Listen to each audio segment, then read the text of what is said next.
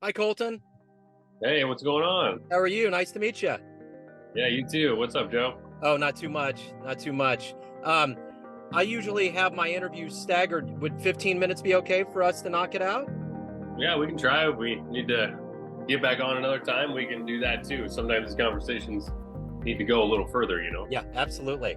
Well, cool, man. Well, let's start off here first and foremost with before we get into your life and body of work. How did you survive COVID? How'd you get through that 3 years that we just went through, and how has it changed the way that you do things now? Survive? You mean as far as like, what do you mean? Survive I what? get. I'm just kind of being just kind of pejoratively speak. Just how'd you get through it? How did it work? For me, I mean, I didn't change anything at all. Like, I did my best to literally purposefully not change anything about how I was living my life. It's, endless fear being fed to us, right, is not necessarily something we should be accepting without asking good questions. And so, I mean, yeah, I mean, like, luckily I ended up in Texas. I was in Thailand at the time when it all kicked off, and I mean, right when it all kicked off, I was like, well, this is weird. I mean, this is like really interesting because just the previous year, I kind of like realized the whole playbook, and I was like, so they're doing this on a global scale now. And immediately when you started seeing numbers, I was like, okay, that doesn't make sense. It doesn't warrant the amount of fear that we're being fed. Yeah. So for me, I mean, I didn't change anything. I was in Thailand at the time, was doing some traveling, still kind of starting over, working on understanding better my own transformation and how to help people with theirs. And then yeah, I came back as the girl I was with got pregnant, so we have a son now.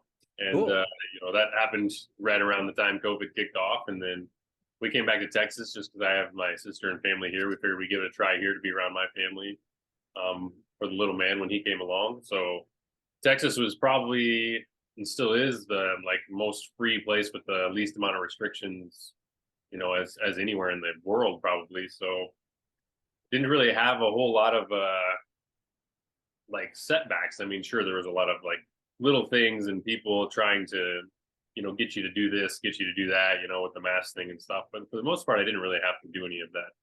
And I just didn't really participate in the fear or the changing of anything. I just kept living my life. So let's get to the essence of what you do for a living. I'm going to put you in front of a bunch of third graders at a career day, and they want to know, what do you do for a living? How do you explain that? Interesting question. Okay. All right. So I help people help themselves. A lot of people are not very well. Maybe you didn't know that, but not everybody's all healthy like you guys still are. And they need help to get better, right? And I didn't used to be well either. I used to be very sick and not good at all. And, so it was very hard, but I was able to help myself. So I went and now I figure out how to help others help themselves to not be so unwell, so sick, and to suffer so much so they can be happy and healthy, like hopefully all of you guys still are right now. So let's get to how this happened. Tell me where you were born and raised, and how did these seeds get in you to become who you are? I mean, I grew up small town, Northwest Iowa. My dad was a pharmacist. He had opened an independent pharmacy there. I mean, population like 1,600 in this place. I mean, I chose pharmacy not really because he was in it, just because, it was like high school years. I'm like looking at all the options, on the computers. They're telling you to pick your career. And I was like, well, healthcare, I was like, but pharmacist versus doctor, I was like, maybe a little bit less schooling and residency, good starting salary. At the time, I mean, I was very unconscious, just drinking all the time and et cetera, et cetera. So, I mean, I didn't really ever think there was any other option or path or anything I could do other than that. So, I just kept going down that route, went, did the 6 years full time, got the pharmacist, the doctorate in pharmacy, and I worked for Kroger for like 7 years after that. All while I started developing really bad anxiety when I was in college. Still, that I ended up being dependent on medications for 10 years. And the drinking was like an everyday thing from age 14 to 32, which was like a little over 5 years ago when I was finally just kind of hit my what I call my threshold, and I was like, okay, I can't keep living like this, there's got to be much more to life. Like, I'm going to keel over and freaking die if I just keep doing this. So 3 weeks later, I was on an island in Thailand. I ran into another former pharmacist that had healed himself using from really bad, like irritable bowel disease, like bedridden for 10 months type of bad. Like, couldn't, there were no other pharmaceutical options. There were no other options of any kind. They wanted to cut out his colon and all this stuff.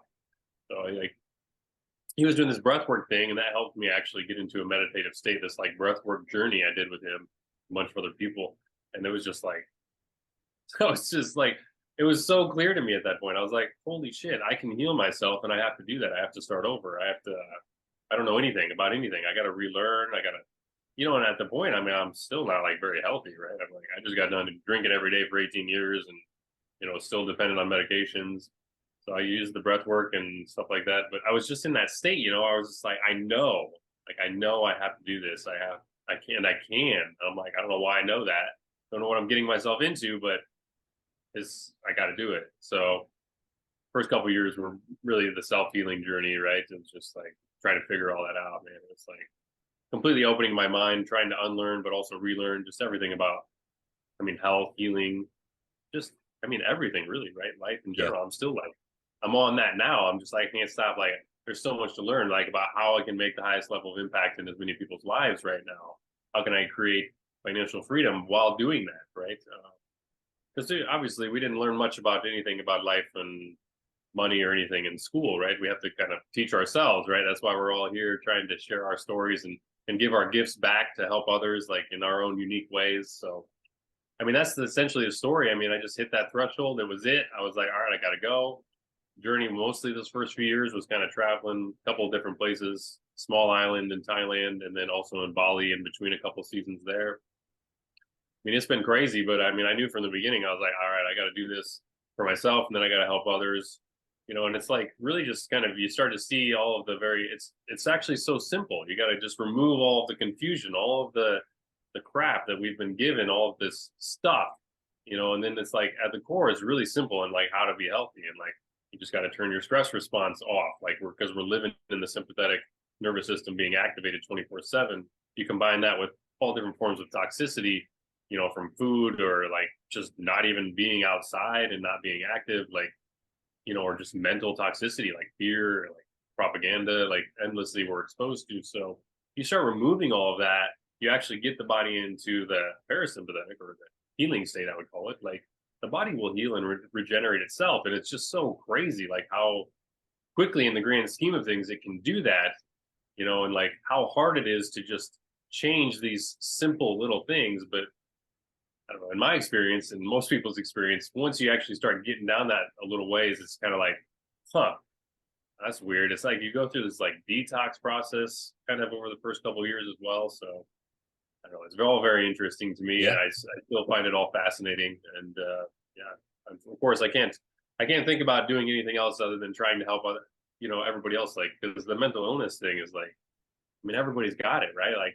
more than 50% of people, just even on paper, which is, it's much higher than that, right? A lot of people just survive and don't actually ever seek treatment because they don't want to like probably acknowledge or, think or accept that they have some sort of mental health issue, which is good. But then they need to figure out like, which is actually good because you don't want to take the diagnosis and start identifying it and just thinking that there's something wrong with you without ever questioning it and being like, wait a minute, maybe there's not something wrong with me. Maybe there's just reasons why I'm not well anymore. Maybe I should figure them out. So anyway. No, that's great. No, no, no. And we kind of hopped on here a little bit late, so I want to pick this back up.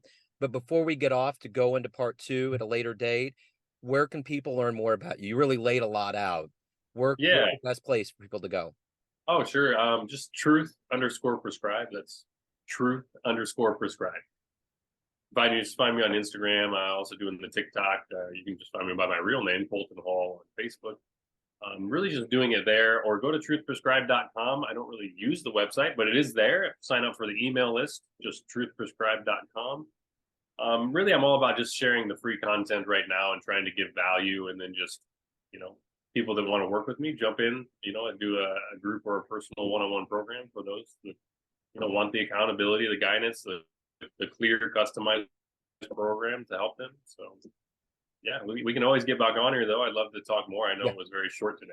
Yeah, no, we will absolutely. I do want to want to delve into some of the layers that got you to this point, and people that inspire you, those kinds of things, what motivates you to do your work. So we'll get into it. We'll leave this at part one. We'll take the baton next time. So Colton, this is great. Thank you very much for opening up, and this will be a ... here at the end.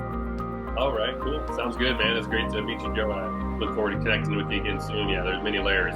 Big Yeah. unpacking we could do probably for weeks. Absolutely. Let's do it. Cool. Nice to meet you, man. Thank you. All right, you too, man. Have a good Take day. care. See you. You too. Bye bye.